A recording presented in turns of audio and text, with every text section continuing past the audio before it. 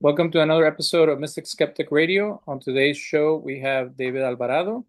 He's a filmmaker known for his films, The Immortalist, the Bill Nye film, We Are as Gods, Blood Sugar Rising, Matter of Mind, My Alzheimer, and the one that I was privileged to see in person, American Pachuco, The Legend of uh, is Luis Valdez. You got it. So I'm from Mexico, and when I came to the U.S., I had no clue about Yeah. Chicano experience. Yeah. I knew a little bit about Pachucos because we used to watch Tintan when I was a kid, Tintan. Yeah, yeah, yeah. Of course. and but I'm like, that's from the 1930s. I don't know what these Yeah. guys are into. Yeah. And then being an immigrant, there's different types of immigrants, and that's what people don't realize that Yes. Mexico is very cosmopolitan, and there's and the people that fled in the 50s, like my grandparents came in 1956, and they Mm. moved to Chicago. Mm. Uh, Hmm. and I found out that they did huge immigration rates in the 1950s, and Wow. I guess they realized they didn't have enough workers, so then they were just giving away green cards Wow. in 1956 when they Wow. came. But the whole growing up in the US as part of the Bracero program, and then people Yeah. staying to be able to support the agriculture. Now with we fled 30 years ago Mexico because of the economic system, Hmm. which a lot of migrants that are coming now are also farmers and helping with the farming over here. But if you can give us a picture of your experience and how did Sure. you get involved in learning about that movement of migrants, the Mm. theater, and the artistic ways to convey their experience. Yeah. Well, thank you for that introduction. I feel like, yeah, I know exactly what you mean because, my dad came from Mexico when he was 21, 22 years old. And, he didn't have any connection with Chicano culture. He was a Mexican national that came to the US and then, tried to make it. My sister and I were raised in Dallas, Texas. And, so, half of our family was from Mexico and the other half was from Southern California. And I had no connection to Chicano culture, like this rich history of Chicano culture and heritage and community. It was like white suburban Texas. And so I was recently given doing a Q&A after the film in Austin, and somebody was, and I said, like, and I didn't know about Chicano culture growing up. I just, I knew I was a Latino. I knew that I had this connection to Mexico, and half of my family were there, but like, I just had no idea the history. And somebody raised their hand. I was like, how did you not know about Chicano culture? And it's like, my dad didn't know, and they weren't teaching it in the elementary schools and so on. So it's not until I got into college that I met Luis Valdez, and he told me his story of working in the grape fields, being a child, as a migrant farm worker, and then doing, teatro campesino, finding a way to use theater as a way to change the world around them, and how that plugged into the actual, the 1960s Chicano movement and the rich, history there. And so, it opened my mind, and not only that, as a young filmmaker, here's the guy who made La Bamba. And I was just, really inspired by that whole talk. And it really changed my life. And years later, that was 2007. Years later, I was just reflecting on my career. I had you listed a long list of films that I'd worked on, and I'd done all those. And then I was like, well, how did I get here? Who do I owe this to? And I remembered Luis Valdez. And so that's where this project really got started. I said, I just have to tell the story of his life if nobody else has. And so, yeah. So I used to work for SEIU, and we did the organizing of janitors in downtown Houston, fighting for better wages, Hmm. medical insurance, and just the overall dignity of migrants. And with Mm. all the anti-immigrant rhetoric and the dehumanization of Latinos, because what I see is that they're targeting groups that are not well organized. So Yeah. Haitians, Yes. uh, the Asian community during COVID, a lot of hatred towards African Americans, and and Latinos and Middle Eastern folks. And when you see that immigration does not equal lack of rights, Yeah. that just because someone is out of status or undocumented, that they have no dignity, they have no ability to fight for equal wages, for respect in the workforce, for no harassment or discrimination. Um, did you learn about that as you were researching the subject? Because that is something that is lost. Like for us, of course, Mexicans are people. Hmm. Uh, any immigrant is just like any immigrant from Europe. We're all, no one asked permission to come. We Hmm. all are building the US together. But now it's almost like two different narratives. The one where immigrants are seen as integral part of the American society, and the one where they're seen as sometimes the modern slaves that have no say or Yeah. no ability to defend themselves. Did that come up as you were looking into Oh, it? oh yeah. I mean, to me, that's, the heart of this movie, as I see it, is how Luis, was born. Now, he was born in this country. He's not an immigrant like even like my dad was.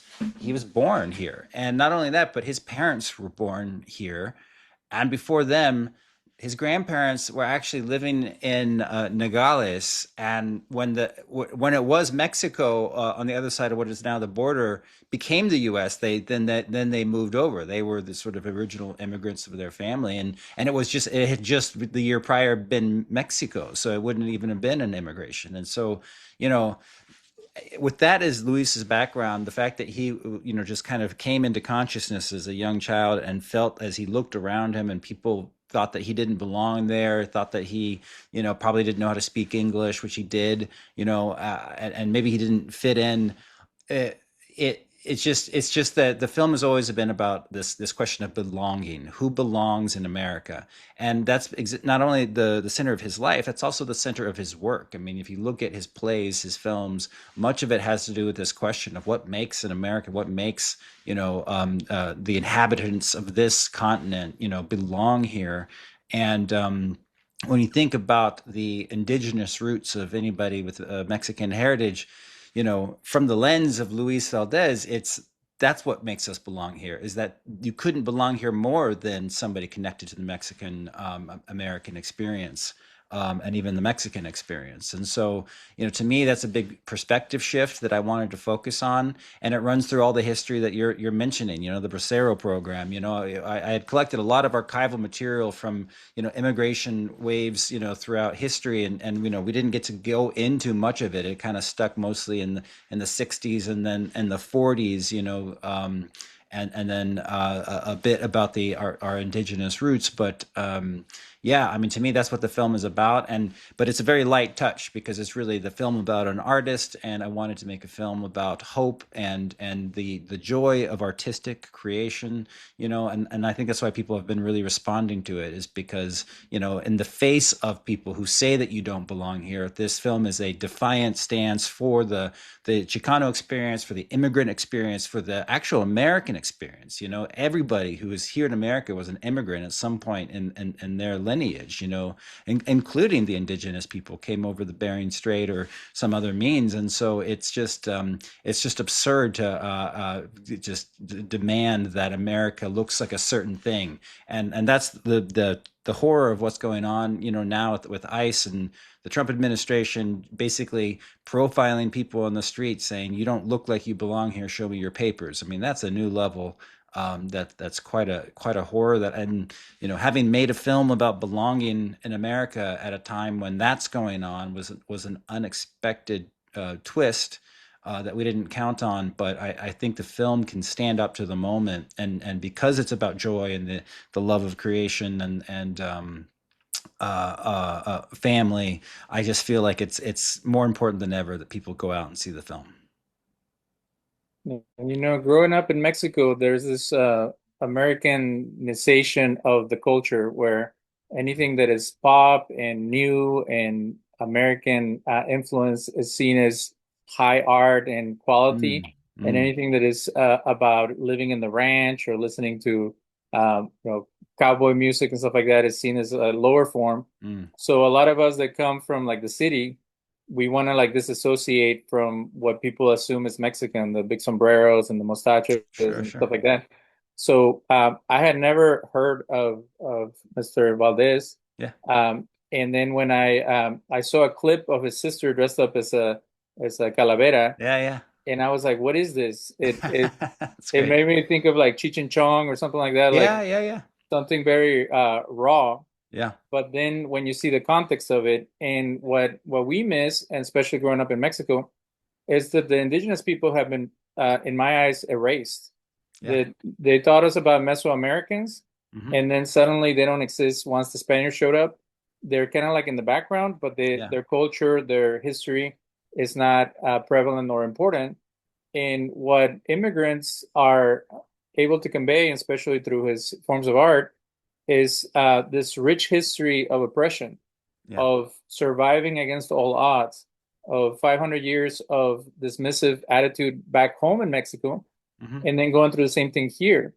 Uh, did you see that it was hard to I remember you mentioning that when you were pitching the idea of this film to the different companies out there, they showed like no interest because there was no market for it.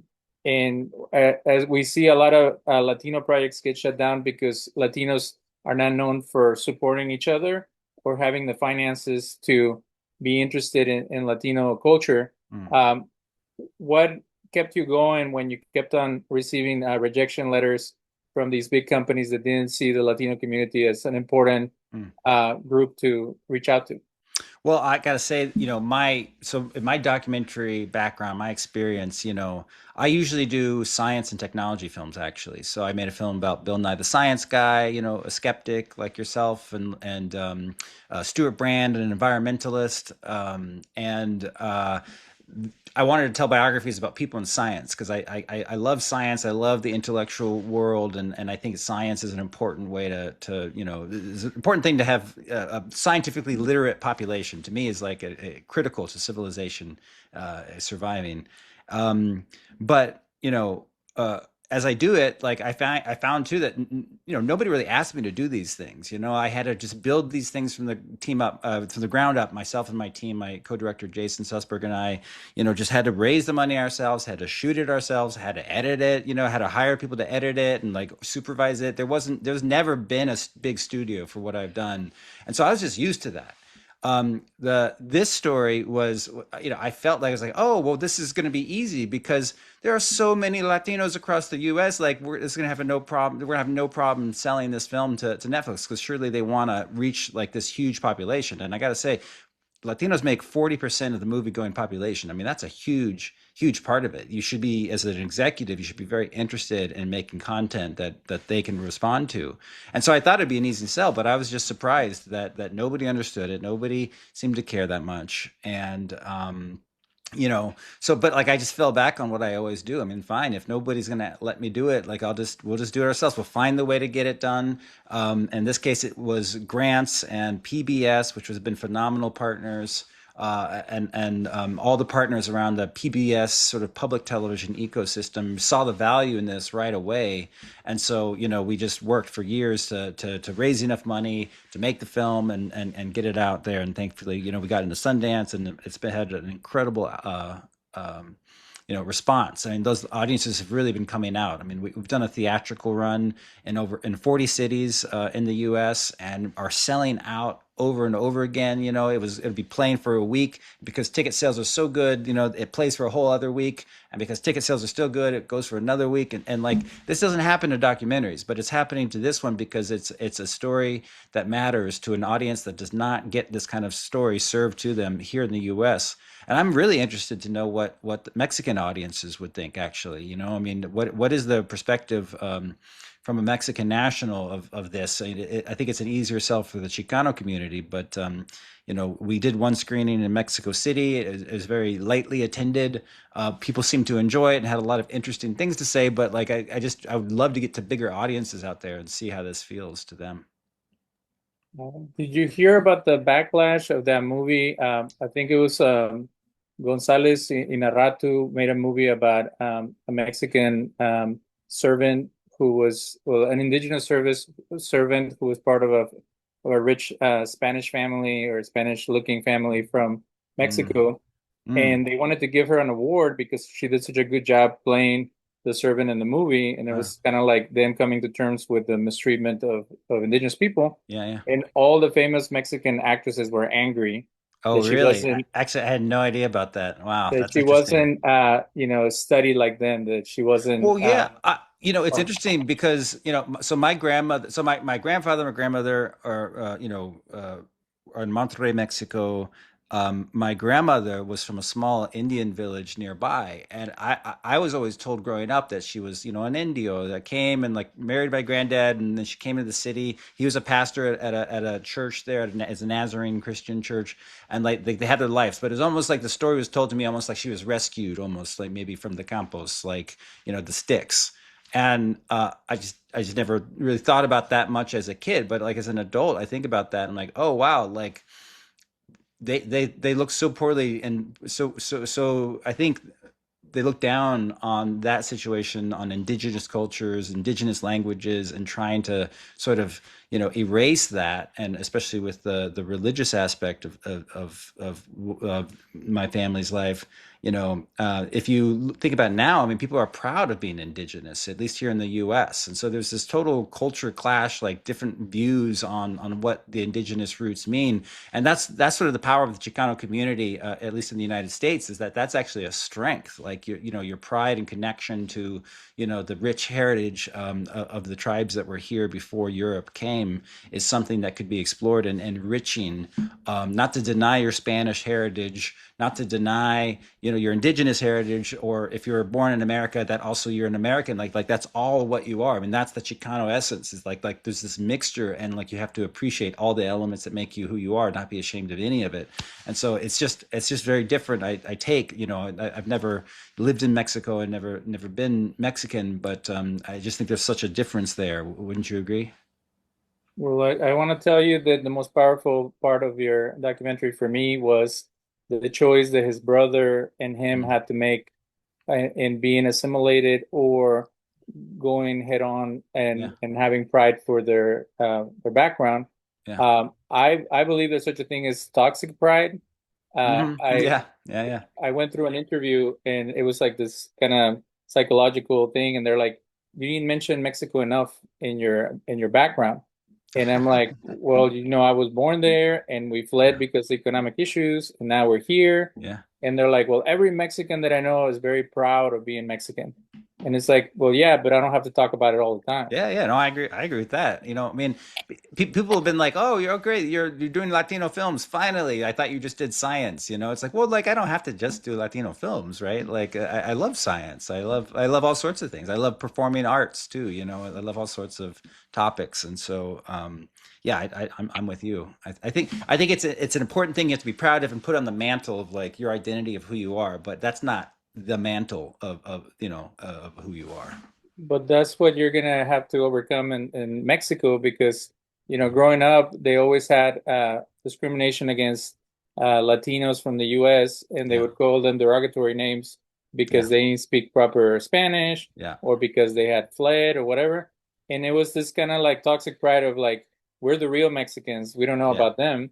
yeah, yeah, And we're all children of the conquest. yeah. We were either conquered by the Spanish, the Portuguese, or the British, Hmm. so we're all under this type of occupation and building ourselves back up from all that. And also the groups that got kicked out earlier from Europe, they're also trying to make their way here. So when you look at the campesinos, they are an amalgam of a lot of different things. I didn't even know that a lot of African American slaves ran into Mexico and they mix with the local population. Yeah. So there's also that background mixed in there, and then indigenous groups who pretended to be Mexican so they wouldn't be exterminated. But going back to Luis Valdez and his brother, the juxtaposition that you have in the film, as well as he does in the film La Bamba, Hmm. between the two approaches, either almost deny your background and try to assimilate as much as possible, or live a life of struggle that at times can cause a lot of friction and cause a lot of pain. Um, how do you think people connect with that? Do they see him as like a martyr, someone who was willing to put everything in the line for his people, or as someone that would learn how to navigate and not lose his pride at the same time? Sorry, you cut out there. You mean you're talking about Frank specifically, his decision? So Luis, you know, was always outspoken about his background, Mhm. but he also learned how to work with Hollywood and with Yeah, Broadway. yeah, So it was, you know, fighting for fighting's sake. It was like, how can I reach a bigger audience? yeah. I think that was also very powerful in your film that you don't become a sellout because you're willing to work with the establishment, Yeah, but yeah. you're still speaking your truth. Yeah. Okay. Got it. So yeah. So there's assimilation, and I think there's also acculturation. You know, there's a difference between like becoming an American in the sense that like I'm here now, I can engage with this culture, this community. I appreciate parts of it. Can speak the language. Can read the books and engage with non-Latino content and appreciate that, but also not letting pieces of yourself go, like that part of the mantle that is your Mexican American or Mexican heritage.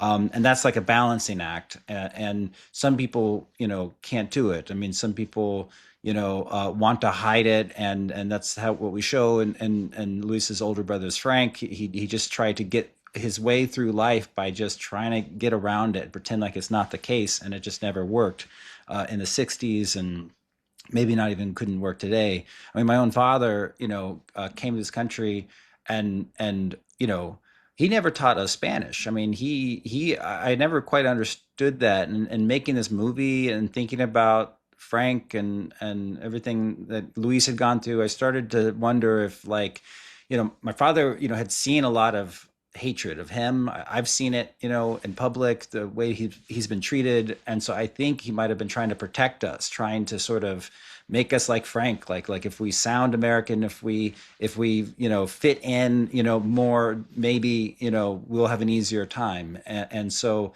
I understand the impulse, but also it's we move so far as a culture, and I just feel like there's so much strength and diversity and multilingualism. I mean, having two cultures and appreciating them both. I think that's actually the strength of America, and so I just feel like it's what Luis has done in his career. Because La Bamba is a great example of it, because it wasn't that Richie Valens was trying to hide that he was a Mexican. He just wasn't as connected with it. And as a successful American rock and roller in the 1950s, he created a song that could touch non-Latinos deeply in the heart. And it was purely, of Mexican heritage, this song, La Bamba, could be a rock and roll song for white rock and roll kids and teenagers. Like, it's incredible. So to me, that's the achieving both of those things of acculturation while still being proud of who you are and who your heritage is without assimilation. And so, that's what the film touches, and it becomes the apex of the film, sort of, when we finally put all those elements together. And it's a great feeling because, of course, with the success of La Bamba, it shows that it can be done, and Luis has shown the way.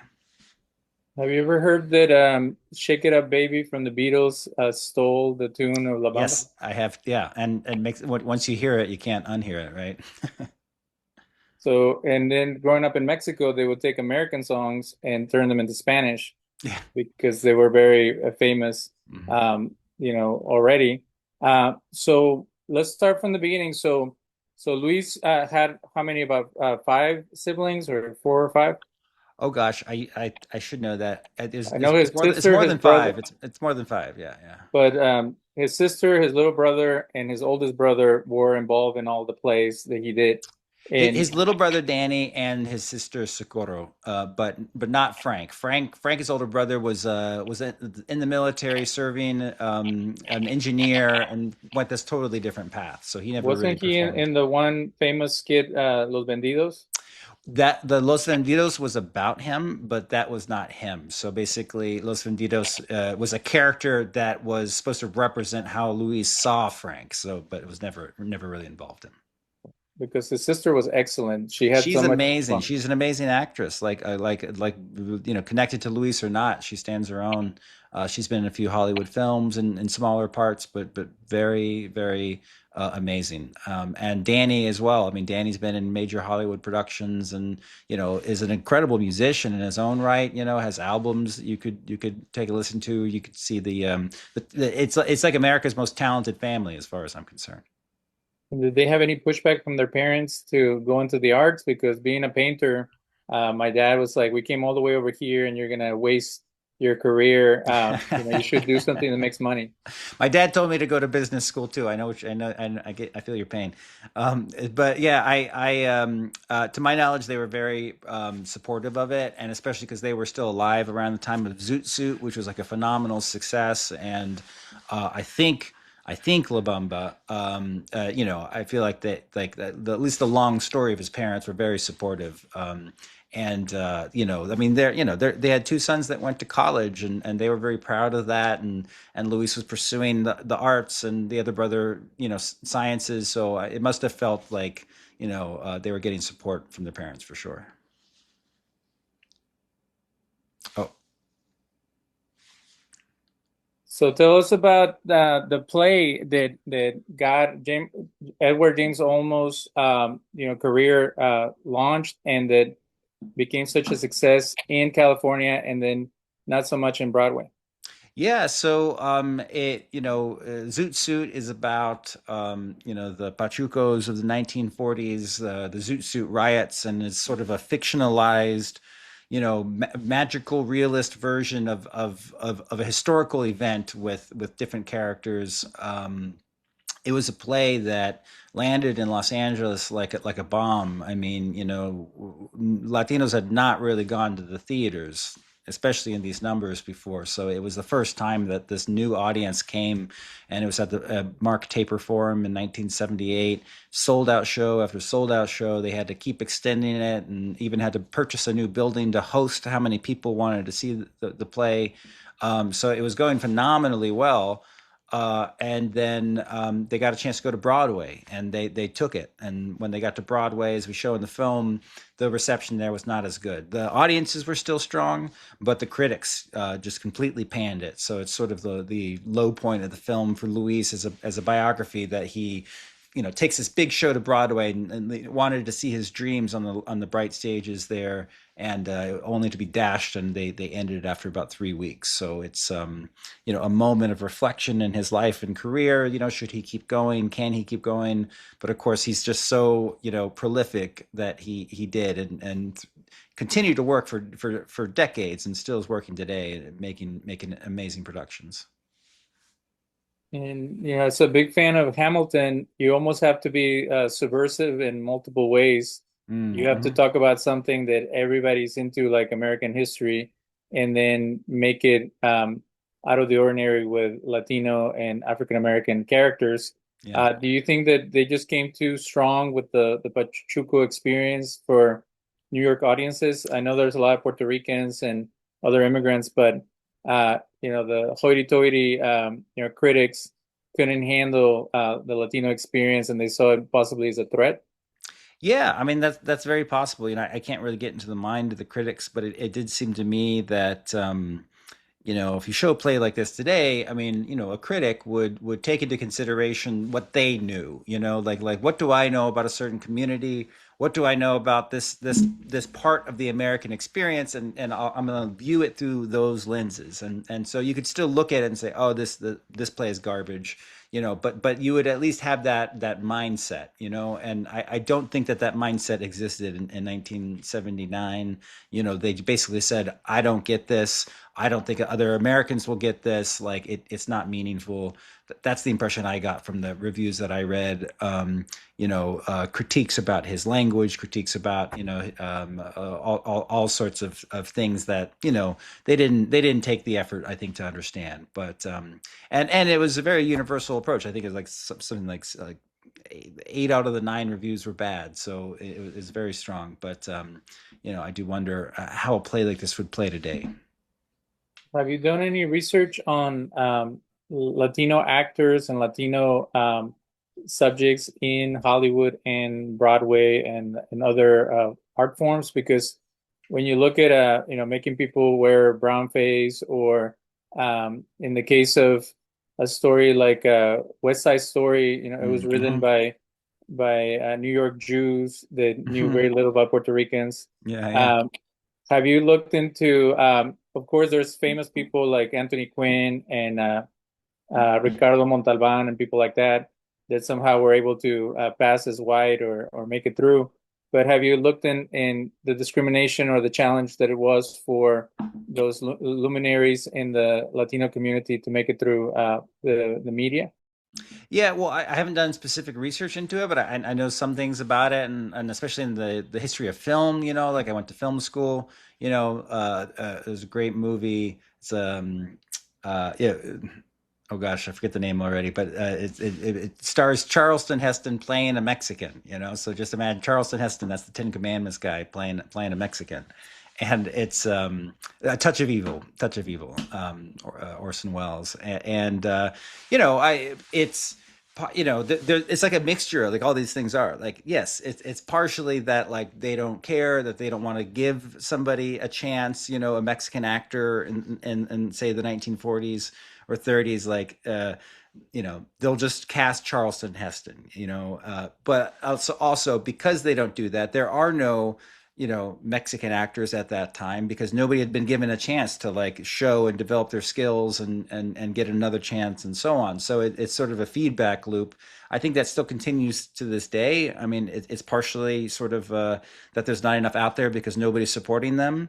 But also it's less so. I mean, you have less of an excuse to do that these days than you did in 1940 or 1960, 70, and so on. So, I think as Hollywood grows and there's more and more voices saying that Latinos should be represented, not just in the actors, but also in the people writing it, for Christ's sake. Like, the people have to know what they're talking about in order to create an authentic story. That's just something that I think is, going to be a slow change, but I do believe that it's getting better. The bend seems to be towards better, as far as I can tell, at least decade by decade, if not year by year. And if you can share with our audience the goal that you found at the University Library of Film about the protests of campesinos and the movement with Hugo Chavez and Huerta. How was that a great asset to your film? Yeah, so the University of California, Santa Barbara had all these film reels, celluloid, straight up, rolled up, chemical strips of moving images. It turned out to be 80,000 feet, which is just a massive amount of film. So we weren't allowed to take, canister by canister and like look through them in the light to see which one we wanted, because it's very expensive. Every film reel is a costly endeavor, and so we just had to, great expense, just transfer the whole thing. And so at 80,000 feet, I've been trying to say to people, just for reference, when you're in an airplane, you're only 40,000 feet up in the air. So twice that height up into the atmosphere is how much film was unspooled and transferred to see what was in there. And what was in there was just gold. I mean, like, it's Chicano history, it's Chicano theater, it's Chicano film, and we're just really proud to have played a role in rescuing that, because the stuff can get old and gets brittle over time. I mean, some of it being like, more than 50 years old. I mean, film strips can't last much more than that, I don't think. And so at least not twice that much. So it's just like, who would come along and transfer this? Well, we were documentary filmmakers. We had raised some money to do it. So with University of California, Santa Barbara, we shared the costs and just transferred the whole thing. And so we're just very proud to make that available to anybody who wants to use it and see it through their library system. And I'm recording in Houston, but the show broadcasts in Radio Free Nashville. So I know it's a sensitive subject, but is there a way to separate the art from the artist, in a sense, with Hugo Chavez, like I do with Michael Jackson? Even Mm-hmm. though there's accusations and there's it's after the fact, and it's hard to be able to know exactly what occurred. The impact of a leader, kind of like Martin Luther King, just because he did things that were harmful to his family or destructive to other people, does that take away from their legacy?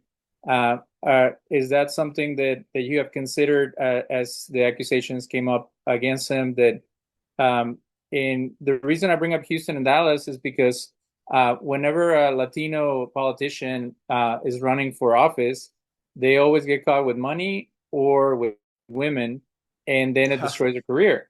Wow. But when it's a white politician, the same thing happens, and they keep going, and they get more forgiveness. So my definition of racism is not only that you have like a bias and already assuming the worst of someone, is that when someone fails, they're completely written off and dismissed as inconsequential. And it's easy to do that with minority communities. Have you seen people trying to look at the good and, of course, acknowledge the bad, but not let it destroy the work that they did?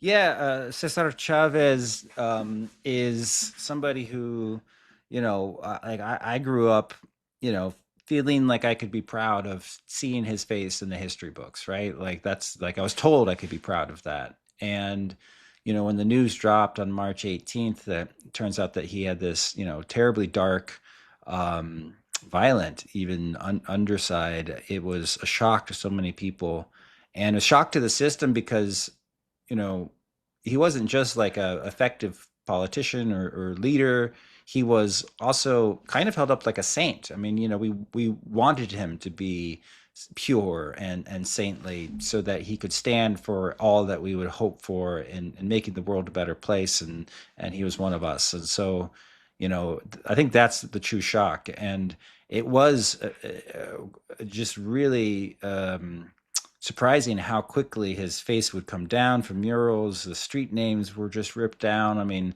at a speed that like I don't know. I mean, I don't know how you would measure such a thing, but I don't think it's ever happened that fast to anybody who's especially a historical figure who's been dead for more than 30 years.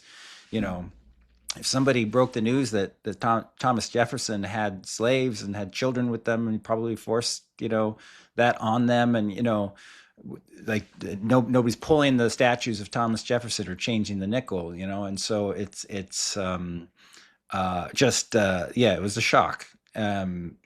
I do think it, the sort of separating the artists from the artist thing. Yeah, I mean, I don't think we should erase him from the history books. We shouldn't erase what he's done. We shouldn't erase, the story of how he did it, because if future people can continue to fight for labor rights, like it's a history that's worth understanding. But that saint image, I think, probably was part of the problem even to begin with. That anybody was given that much of a sort of hue. And so I think that's a lesson to take into the future as well. So how do we not erase him from the history books, but also don't look away from what he did and realize, in my view, that when you give men power and when you give them saint status, like watch out. And I just I wish that this wasn't true about him, but it just seems to be. And so, that's I think our job, as part of this community, is just trying to figure out how to continue telling the story, tell it the right way, not look away from the things that are true, but also not get rid of the history. And I'm sorry for my Freudian slip. I was saying Hugo Chavez instead of Cesar That's right. Chavez. Yeah, yeah. No, I noticed. It's And, okay. my biggest complaint with the progressive community is that they'll make a saint of a criminal like Hugo Chavez, and they'll Sure. justify anything they do because they agree with his politics. But then someone who did a lot of good, and then we find Yeah. out that Oh, they I had totally an agree. addiction or a violent past, they're done. Like we can't allow for any misgiving, but there's a lot of other people who they would are willing to make justifications for, which Yeah, is and as a storyteller, I do biographies. Like this is something that I'm especially sensitive to. I mean, it's too easy. It's like too easy to tell the story where like you hold somebody up too high and it's problematic, and I think we have to get beyond that, but also it's a big part of human nature, right? Like you want a good story about a saint person, and so I think the far left and the far right, I mean, are perfectly willing to do that with people, and we've seen that time and time again. And it's not a healthy impulse when you take it that far to the extreme, and let people uh, go too far with it. So I think I agree with you. And everybody loves a juicy story of a fall from Yes, that's true.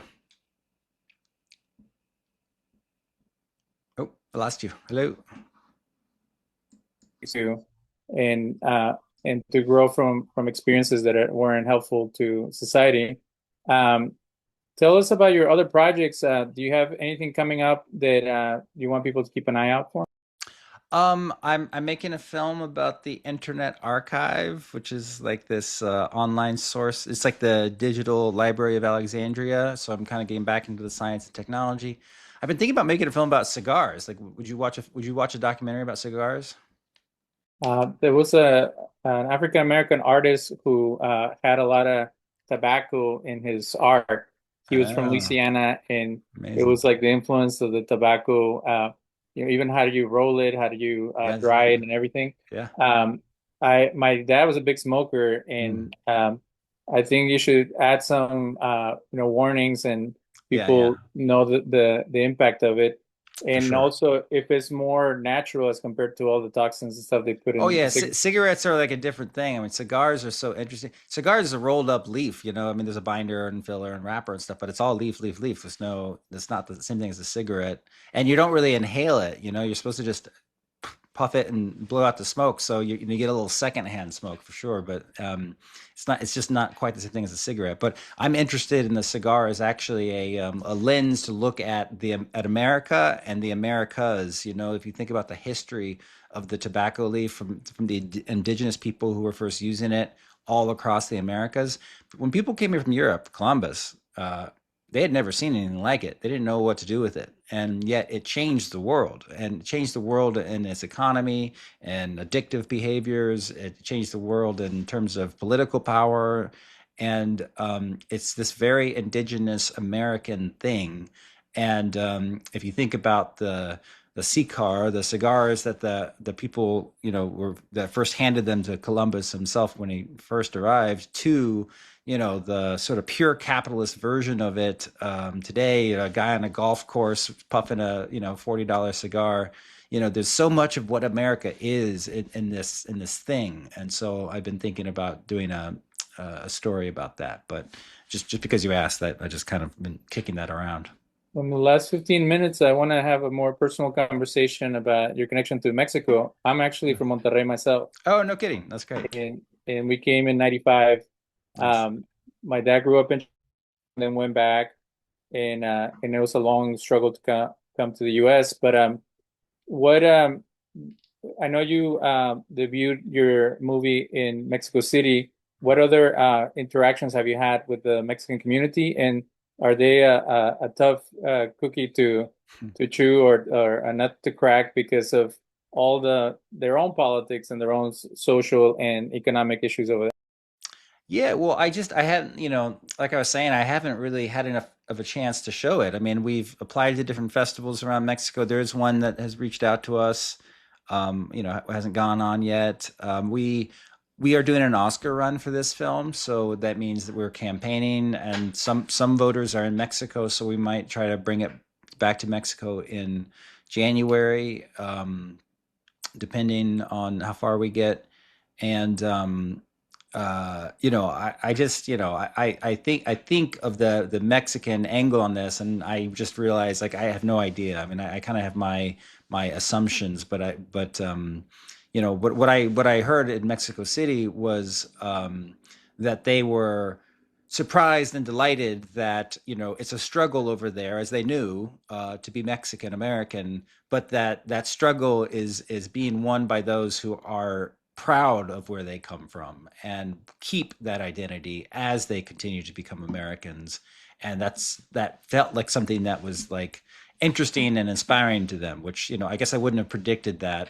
Um, but that was just one very small screening. So, I don't know how the general audiences would take it. How do you think they would take it? I feel like you would know way more than me. Well, I was just talking to an author who writes about crime and things like that, and I was saying that when we were kids, we were low middle class. We would read like graphic novels about crime, Mm. and then in the 80s, we would watch all the trashy movies that Hmm. were about, sexy ladies and Hmm. comedians. Hmm. So I think your movie, if it translated fully to Spanish, would be very well received in the more socioeconomic, lower classes, not to be pedantic, Yeah, yeah, yeah. because, I don't know if you ever heard the song from Vicente Fernandez where he's talking about trying to cross the border, No, no.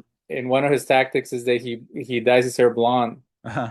so he can pass as a gringo. Yeah, that's good. So I think people that have family members in the U.S., people who have worked as migrant, immigrants, and people who know the struggle of just being someone of low socioeconomic means in Mexico Mm. might have a stronger connection.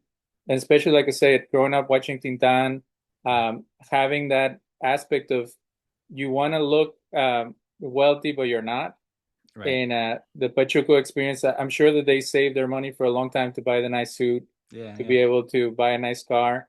I know that the Chicano experience is very popular in Japan for some reason. Yeah, I heard that. So, but it never made it to Mexico because we're already Mexican. We don't Yeah. have to like show it off. Yeah, yeah, or like be told what it is to be Mexican. I mean, I totally get that. But the constant conflict, I think Mexico has a history of not actually putting things out in the open. Like even though a lot of people know about the Spanish conquest and they know how a lot of the traditions were taken, it's almost like an unspoken truth, and it's almost like an abused spouse that doesn't want to, be reminded of how bad things are at home. Yeah, yeah. So I don't know. There was a movie that Will Ferrell made with the two famous guys, Luna and uh, the other guy who's super famous. And in the movie, they're kind of making fun of Mexico and Latinos, Hmm. but then at the end, they blame everything on the U.S. Right, They say the reason that Mexico is all messed up is because of the U.S. right. So in your movie, it shows the struggle against American discrimination or lack of care. That might make them look at it a little more objectively Yeah, than to say, well, the reason that a lot of the immigrants are here struggling is because we had a bad time in Mexico, yeah, and they don't want to hear that. There's still this very intense sense of, oh well, you guys gave up, you guys ran away, yeah, yeah, when uh, for all of us, we had no choice. yeah. That's So yeah. That sounds right. I mean that. Well, let's bring the film to Monterrey. Let's do it. and If you got a and theater there, I'll show it. and just to tell you, I've been making amends with Mexico for the last 20 years. Ah, Because I was done. I was like, we had such a difficult time in Monterrey. We live in the industrial side. It was very polluted. And I'm like, I don't want anything to do with that system. yeah, And I think it would take a lot of documentaries and a lot of people doing sociological studies to unpack the impact of NAFTA, the impact of yeah. Oh, yeah, yeah. Of course. corruption, Hmm. and all the things that drive people over here. And Hmm. in my experience, I've been meeting people that speak Mayan Yeah, who are fleeing to the U.S. And I've met very few in South Mexico that spoke Mayan, and now people are coming from the jungles, running away to find a better life. yeah. So I think a lot of people can identify with what Valdez and his family have found. I mean, totally. Yeah, and yeah, it's just so fascinating. And when you say fully in Spanish, I mean, do you think subtitles would work, or do you think like a full like audio dub version is what is needed? Yeah, I think dub because we used to watch American films with subtitles, Yeah. and even when you ask an American to watch a French movie or something like that, Hmm. they get frustrated. They Yeah, feel yeah, like they can't focus. yeah, yeah. So having fully translated so then they can get the whole feel of it. Um, and what was weird, we grew up very Americanized, but none of us spoke English, Right. and it was very hard for us to learn it. So Mexico has also this pride that unless you're like super rich, they only teach you enough English to get through, Right. uh, kind of like with Spanish. Yeah. Yeah. And Totally. and to me, that's the biggest crime. I was so happy when I went to the border to Laredo, and people were fluent in both, Yeah. and we felt so comfortable being able to struggle and have people help us. Right.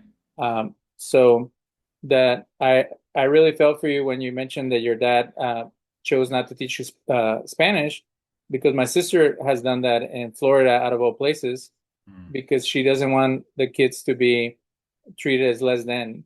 Yeah. And in my case, and in her case, our spouses are German Americans, Hmm.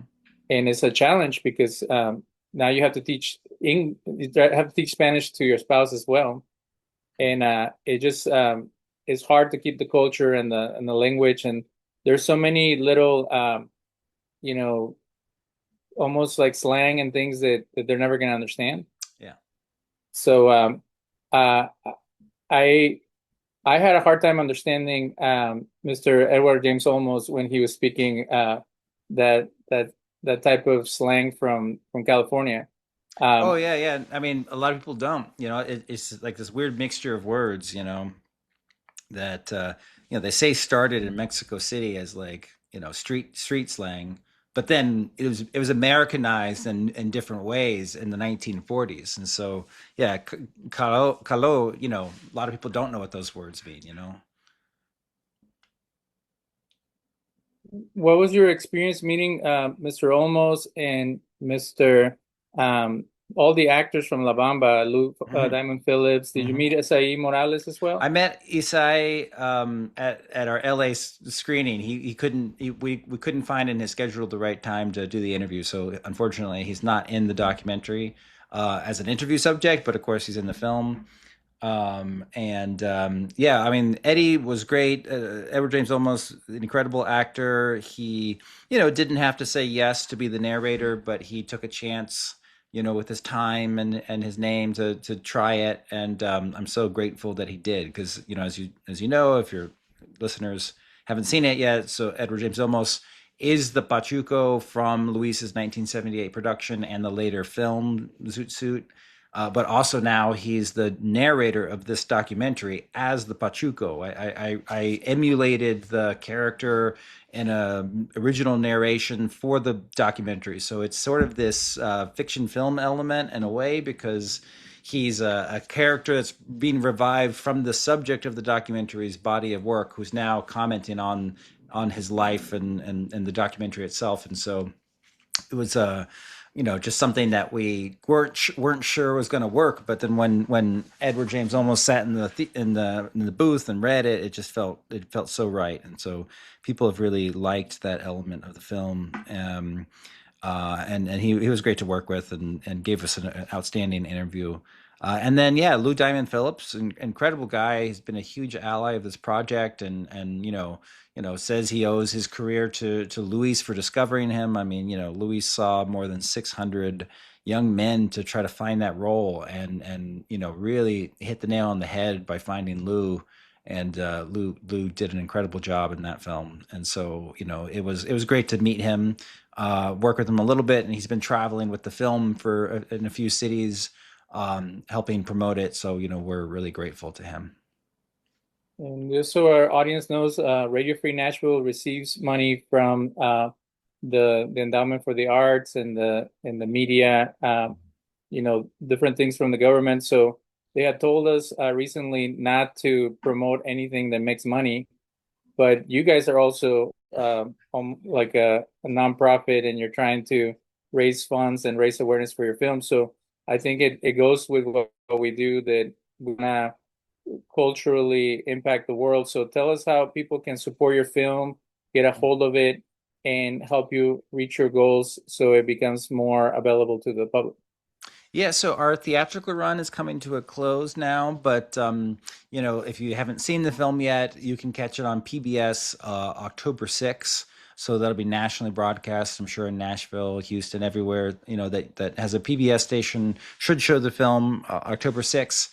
You can help by watching it. You can also help by having we've had so many people reach out and saying, hey, I'd love to do a local screening party. It's just I say yes every time, like, yes. I mean, just show the film, bring people together. Like, it's a great film to show to a group of people who care about this subject, or want to learn more about it. And do it at a bar, do it at a church, do it at your community library. You can do it you can do it at your house. You have friends over and watch it. It's just an incredible film to watch with other people, is what I found, and really has moved a lot of audiences in that way.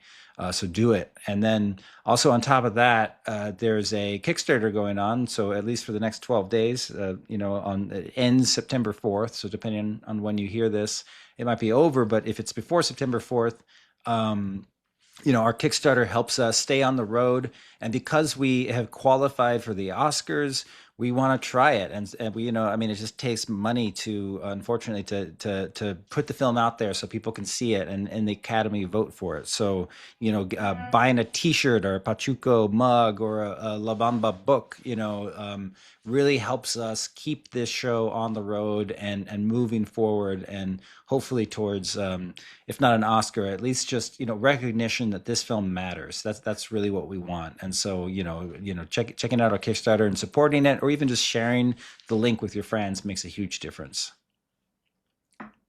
And that's just American Pachuco website. What's the Yeah, AmericanPachuco.com. You'll find the link for the Kickstarter there. You'll find our socials like Instagram and any screening times, all sorts of things. Everything's there.